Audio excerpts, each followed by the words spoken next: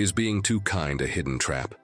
In a world where we're often told to give more than we receive, could there be a surprising downside to this virtue? Today, we're not just scratching the surface, we're diving into the depths of excessive generosity.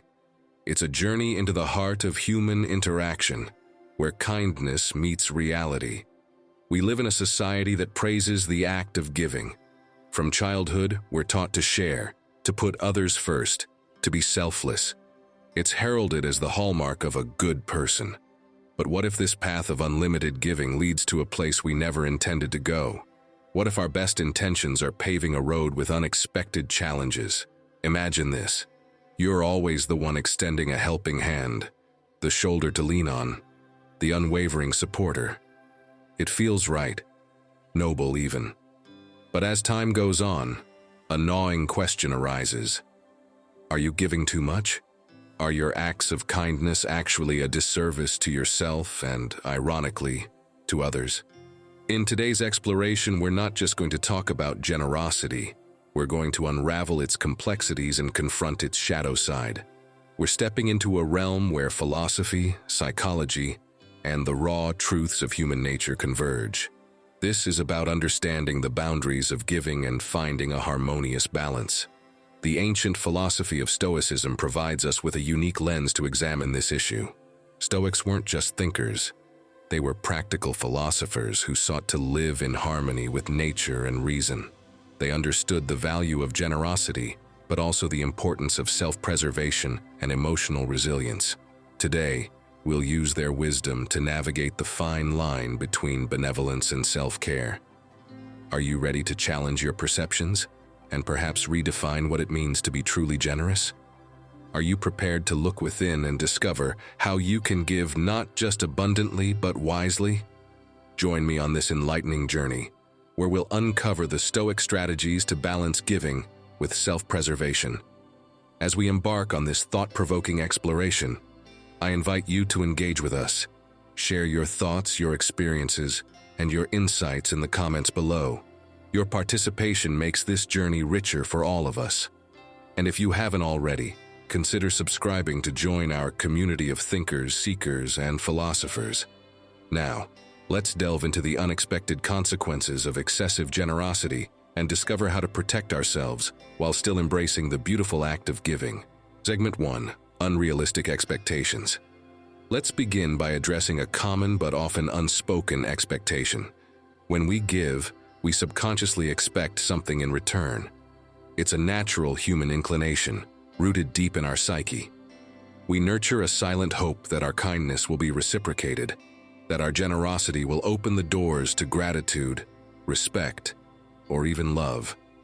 But what happens when these unspoken expectations collide with the hard, often indifferent surface of reality? Imagine pouring your heart and soul into helping others. You give your time, your resources, your energy, all in the spirit of generosity. Yet, as days turn into weeks and weeks into months, a stark realization dawns upon you. The returns you secretly hoped for are nowhere to be seen. This isn't just about material reciprocation. It's about the lack of acknowledgement, appreciation, or a simple thank you. Your kindness, it seems, is taken for granted. This is where Stoicism steps in with its timeless wisdom. The Stoics, with their profound understanding of human nature, teach us a valuable lesson. Detach emotionally from the outcomes of your actions. They counsel us to find inner peace by giving without the shackles of expectations. This isn't about ceasing to care. It's about liberating ourselves from the need for external validation for our acts of kindness. Picture this scenario. You're always there for a friend in need, offering help without hesitation. Yet when the roles are reversed, your friend is conspicuously absent. It stings, doesn't it? It's a situation many of us have faced, leaving us questioning the value of our generosity. Stoicism doesn't suggest we become indifferent, but rather resilient. It encourages us to continue our benevolent actions, but with a new perspective, one that seeks fulfillment from the act of giving itself, not from its acknowledgement. How do we apply this Stoic approach in our daily lives? Start by consciously acknowledging your expectations when you give. Recognize them, and then gently remind yourself, I choose to give freely without expecting anything in return. This mindset shift isn't easy, but with practice, it becomes a source of profound inner strength. You begin to find joy and peace in the mere act of giving, unattached to the responses or lack thereof of others. Reflect on your own experiences. Have you ever felt undervalued for your generosity? How did it affect your willingness to help others? Now imagine approaching these situations with a Stoic mindset. Imagine the freedom and peace you could experience by releasing the chains of expectation. That's the power of Stoic wisdom in transforming our interactions and our inner world. As we navigate the complexities of human relationships, understanding and managing our expectations is key. But there's more to the story of generosity. Let's explore further in our next segment, where we delve into the consequences of being taken for granted. Segment 2. Being taken for granted.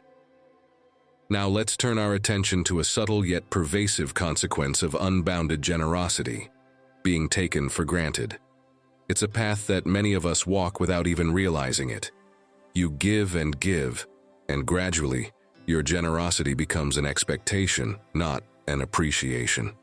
It's like a river that flows so steadily that its presence is no longer noticed until it dries up. Think about it.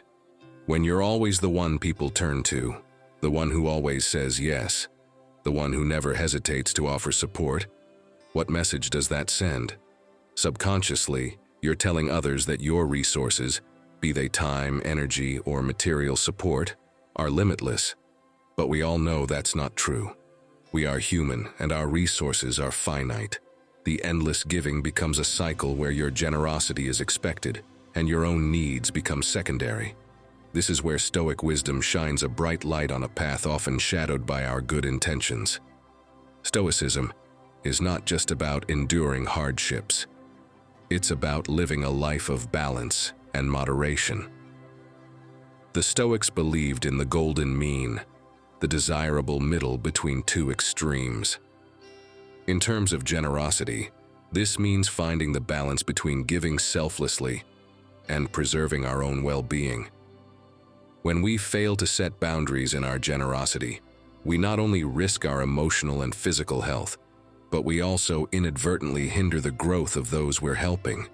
Constantly stepping in to solve others' problems denies them the opportunity to learn, to struggle, and ultimately to grow. It's like continuously watering a plant, not realizing that overwatering can be just as harmful as neglect. True generosity, then, is not just about giving, but also about enabling. It's about offering support in a way that empowers others to stand on their own feet. This might mean saying no sometimes, or offering guidance instead of solutions.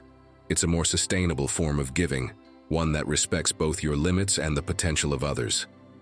Let's pause for a moment of self-reflection. Think about the times you've felt taken for granted. Could it be that your boundless generosity played a part in that? How can you find a healthier balance between helping others and taking care of yourself? Remember, it's not about giving less. It's about giving smartly. In learning to balance our giving, we not only preserve our own well-being but also foster independence and resilience in those we help. This balanced approach to generosity is what Stoicism advocates for a fulfilling life. As we continue our exploration, let's delve into how unchecked giving can lead us to lose sight of our own priorities and needs. Segment 3. Losing yourself to others' needs. Let's now explore a profound yet often overlooked aspect of excessive generosity: the risk of losing ourselves to the needs of others. It's a subtle, gradual process where your own identity, needs, and aspirations start to blur in the background of other people's demands. It's like slowly fading out of your own life's picture, becoming a supporting character in your own story. Stoicism, a philosophy grounded in living with reason and virtue, offers a compelling perspective on this issue. It teaches us that while helping others is commendable, losing ourselves in the process is not. Stoics emphasize the importance of self-awareness and living in accordance with our own values and principles. They remind us that self-care is not a luxury, it's a necessity. Imagine a scenario where you're always there for everyone else, but when you look in the mirror, you barely recognize yourself.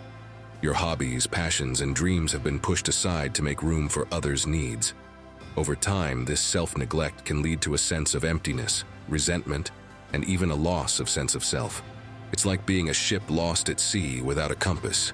One of the reasons we might fall into this trap is our reluctance to face our own fears and pain. Sometimes, it's easier to focus on helping others than to confront our own inner struggles. Stoicism doesn't ask us to ignore these challenges. Instead, it encourages us to face them head-on, to find strength in vulnerability. Addressing our own needs isn't selfish. It's an act of courage. The art of setting boundaries is perhaps one of the most crucial skills we can learn. It's about knowing where your limits lie and having the courage to communicate them to others. Setting boundaries is not about pushing people away. It's about creating a healthy space for your own growth and well-being. It's a clear statement that says, I value myself enough to take care of my needs. How do we start this journey of self-care? Begin by carving out time for yourself. Engage in activities that bring you joy and fulfillment. Reconnect with your passions and hobbies. It's about making yourself a priority, not an afterthought. Remember, you can't pour from an empty cup. To be there for others, you first need to be there for yourself. Think about the last time you did something just for you. How did it make you feel? If it's been too long, perhaps it's time to reevaluate your priorities. Stoicism teaches us that self-care and helping others are not mutually exclusive. They're two sides of the same coin. As we navigate our way through the complexities of life, understanding the importance of self-care is vital. But there's more to the story.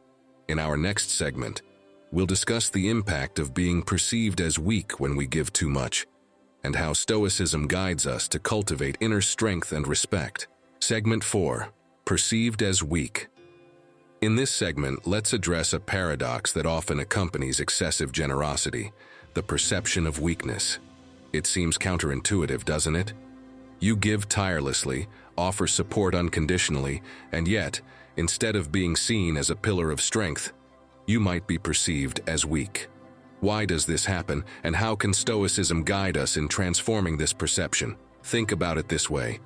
When you're always the one people turn to, always ready to drop everything to help, it sends a subtle message.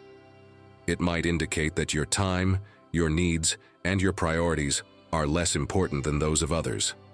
This constant availability, this never-ending well of help, can unfortunately be misinterpreted as a lack of self-respect, a sign that you don't value your own worth. Stoicism, a philosophy that champions inner strength and dignity, offers a powerful antidote to this dilemma. The Stoics believed in the virtue of self-respect and the importance of maintaining a strong sense of self. They taught that saying no is not a sign of weakness, but rather a demonstration of self-awareness and respect for one's own boundaries. Learning to say no is transformative. It's not about being unkind or unhelpful.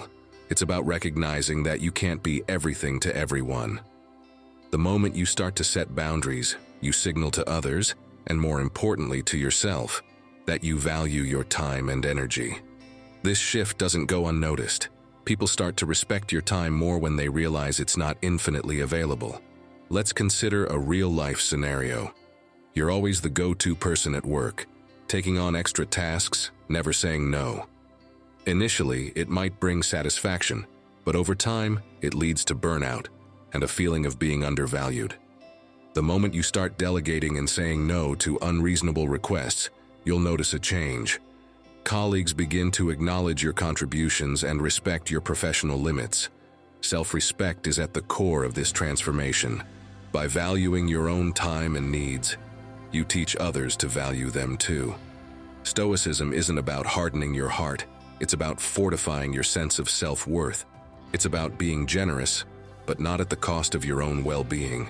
Reflect on your own life. Are there areas where you feel your generosity might be perceived as weakness? How can you start setting healthy boundaries? Remember, every time you say no to something that doesn't serve you, you're saying yes to your own well-being. As we continue to explore the delicate balance of generosity and self-preservation, let's delve into the next aspect of our discussion. We'll look at how being overly generous can lead to conditional relationships, where your value to others is based solely on what you can do for them. Segment 5. Conditional relationships. Let's now shift our focus to a subtle yet significant impact of excessive generosity. The emergence of conditional relationships. It's a delicate aspect of human interaction, where the lines between genuine connection and convenience often blur. Stoicism, with its emphasis on wisdom and discernment, offers invaluable insights into navigating these complex waters. Imagine this. You're known as the one who's always there, always ready to lend a hand, a listening ear, or even financial support. But over time, you begin to notice a pattern. People come to you in times of need but seem absent when you're the one in need. It's as though your value in these relationships is tied solely to what you can provide. This is the essence of a conditional relationship, where your worth to others is directly linked to the benefits they derive from you. Stoicism teaches us the art of discernment, the ability to see things for what they truly are. The Stoics understood that not all relationships are built on equal footing. Some are rooted in mutual respect and genuine affection, while others may be grounded in convenience or need. The key is to recognize the difference and invest your time and energy accordingly. How do we differentiate genuine relationships from those of convenience? It starts with observation and reflection. Genuine relationships are characterized by reciprocity, respect, and a shared bond that goes beyond mere transactions. They are the relationships that thrive on mutual support, where both parties are willing to give and take in equal measure. Protecting your time and energy is not just a practical measure. It's an act of self-respect. It's about understanding that while it's noble to be generous, it's equally important to nurture relationships that are nurturing you in return. This doesn't mean you stop helping others, but rather you become more mindful of where and how you invest your emotional energy. Start by taking stock of your relationships. Ask yourself, who is there for me, just as I am there for them? Who values me for who I am, not just for what I can do for them? Gradually begin to shift your focus and energy towards these more balanced and reciprocal relationships. It's a process of prioritizing quality over quantity in your connections. Reflect on your own experiences. Have you ever found yourself in a conditional relationship? How did it feel, and how did you address it? Stoicism doesn't just teach us to endure. It teaches us to engage with life wisely, making choices that align with our well-being and true values. As we continue to explore the complexities of generosity and its impact on our lives, let's prepare to delve into our next topic. We'll discuss the challenges of always being seen as the go-to person and how this can lead to being taken for granted, a crucial aspect of understanding the balance between helping others and maintaining our self-worth. As we draw this enlightening journey to a close, let's take a moment to reflect on what we've explored. Generosity, undeniably a virtue, has its complexities and pitfalls. We've seen how excessive generosity can lead to being taken for granted, to losing sight of our own needs, and even to fostering conditional relationships. The wisdom of Stoicism has guided us through understanding that balance is not just a concept, but a vital practice in our lives. Balance is the golden thread that runs through all aspects of life, especially in our acts of kindness. It's about giving, but not at the expense of our own well-being. It's about helping others, but also about nurturing ourselves. Remember, it's perfectly okay to say no, particularly when your own well-being is at stake.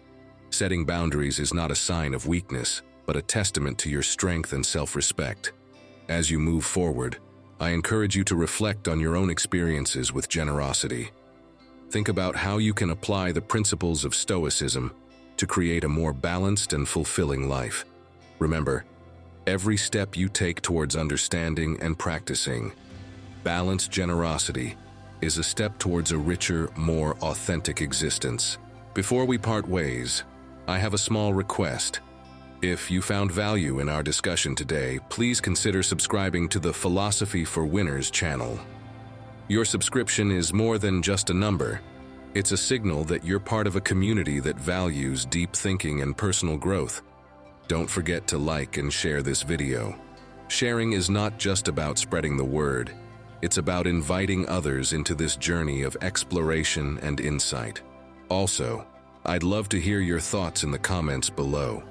Your perspectives, experiences, and insights enrich our discussions and help build a vibrant community of thinkers and seekers.